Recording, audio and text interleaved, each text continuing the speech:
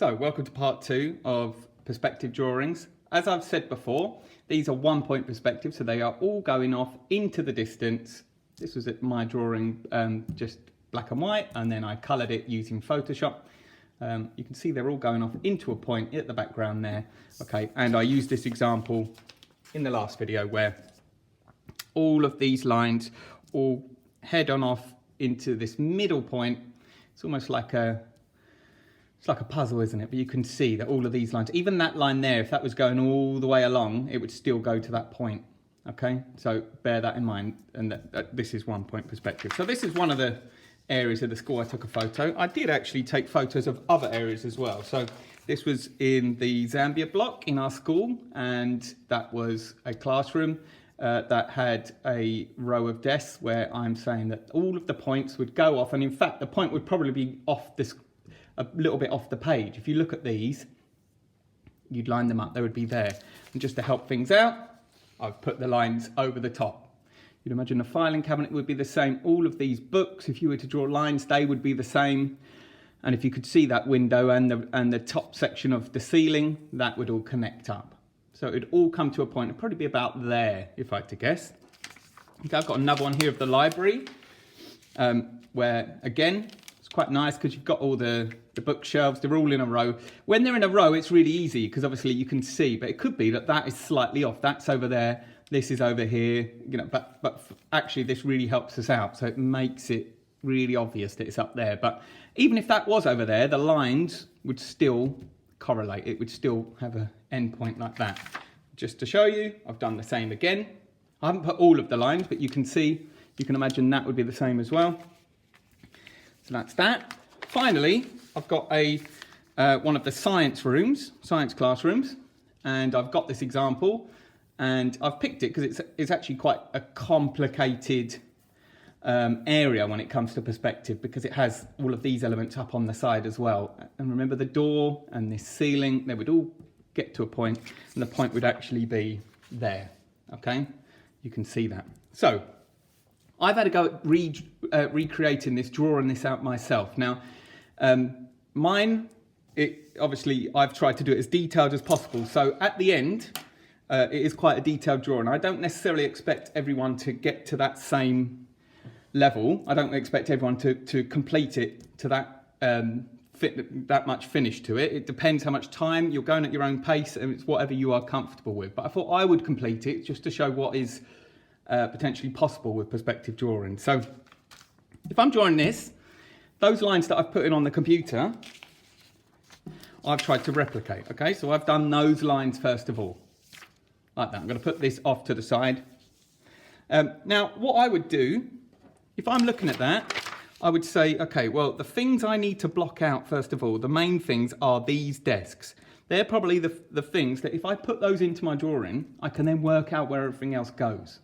So that's what I did to begin with. So I drew these lines out, okay, or on here, I drew these lines out. Now, I'm not going to use a ruler because I'm going to try and speed along. I'm trying to make these videos as quick as possible. But you would imagine you are using a ruler. You are making sure that line there, you're using a ruler, therefore it should line up here.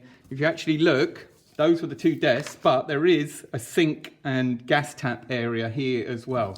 So that line actually comes out a little bit further. It is along like that. And it means I would need to put another point down here. These are only a starting device really, and then that line, I will use a ruler for this bit.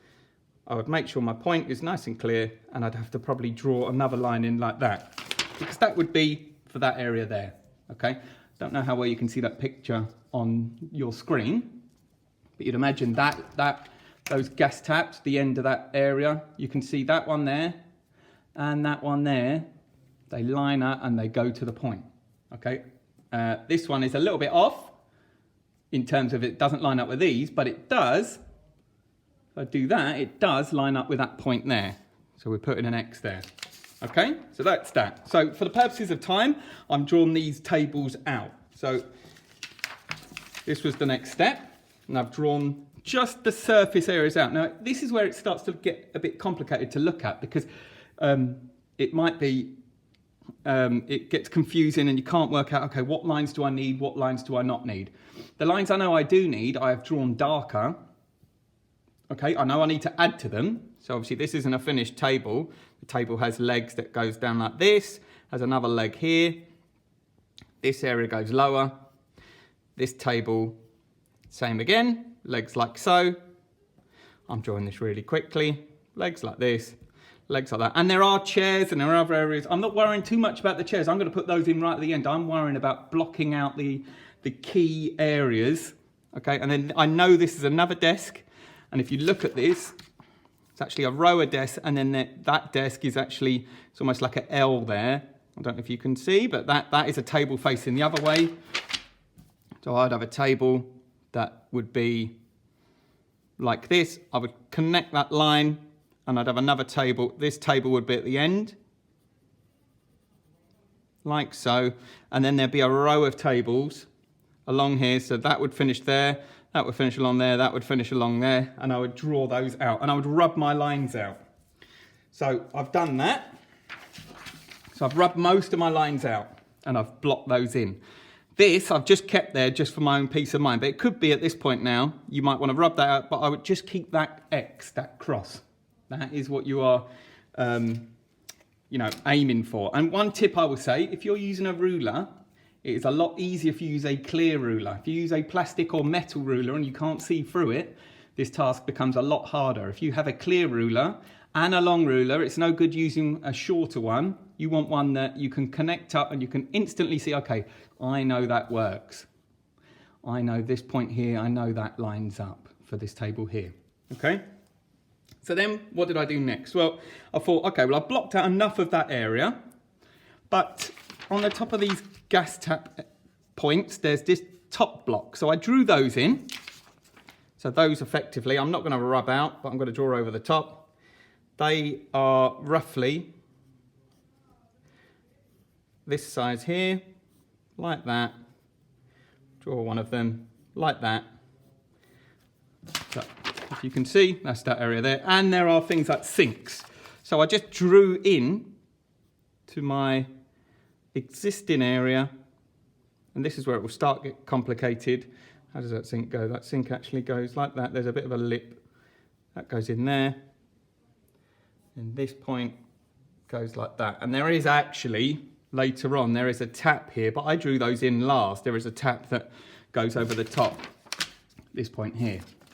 Okay, so I'm not at this point going to worry about the chairs. I am going to start worrying about this back area, just to kind of work out from my own point. Okay, I can't plan that out until I know how tall the room is and the angle that the ceiling extends over to this way. And obviously most of it will go off the page.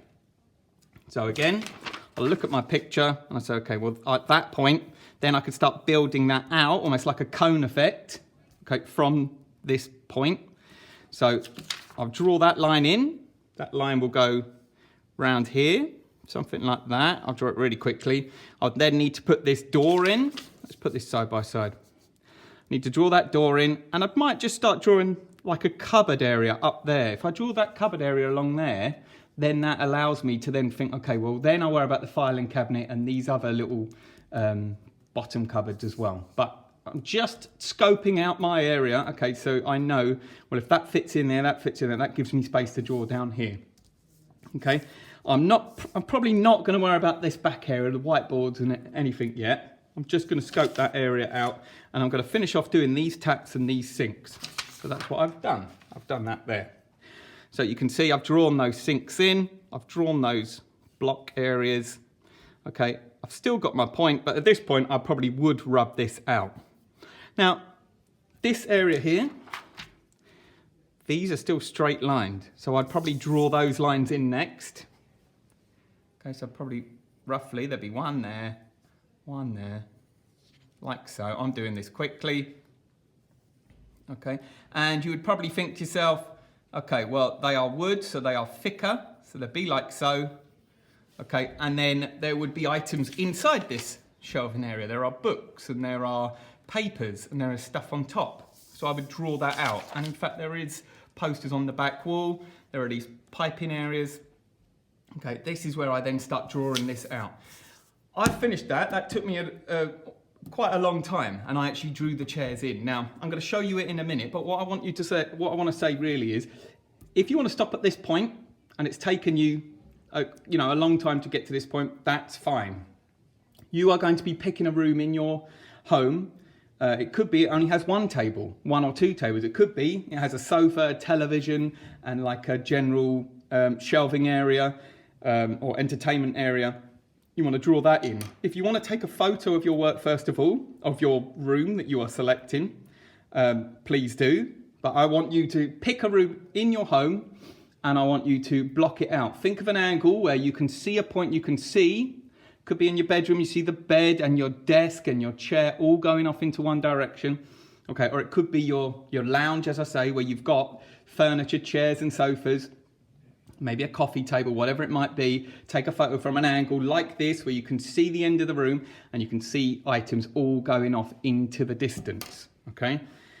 If you get to something like this stage, that would be great.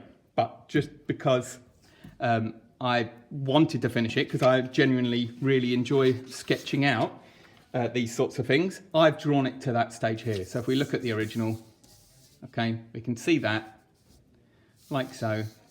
Maybe if I do that, we can see. Okay, and I've tried to be as detailed as possible. I've got the door in. I've had a bit of creative license, and I have simplified things. I've taken things like this picture here, I've taken that away, and maybe, I've made this simpler than actually this was, and I've added other little elements. I didn't include all of these items at the back because I'd be drawing all day, but I did put the chairs in. Okay, and I personally, if I had more time, I'd probably draw this all the way down to the very end. I would draw down here where the chair feet end, where the table ends, and then you could render this, but obviously this took me a long time. This took me maybe from start to finish, and I'm doing stages, this took me probably about 2 hours, okay? So, but I'm trying to stop as I go along to think how I would teach the lesson. So I don't necessarily expect it to be like this, because we may not have the time to get the full detail in. But I'd like you to give it a go. Pick a room in the house, find one with a nice interesting perspective where you can put a point. Okay, it could be that you need to stand up high or scooch down low and take a photo to get an interesting angle. Okay, if you are lower down, the ceiling obviously comes in more. Okay, if you bend down on your knees and then you look at a room, these top lines would be this type of angle going in like this. So it's up to you how you do it. But yeah, have a go, and if you get time to render, that would be great as well, applying colour. But the main thing is to make sure you get your angles and your perspective as correct as you can. All the best, and I'll speak to you again soon.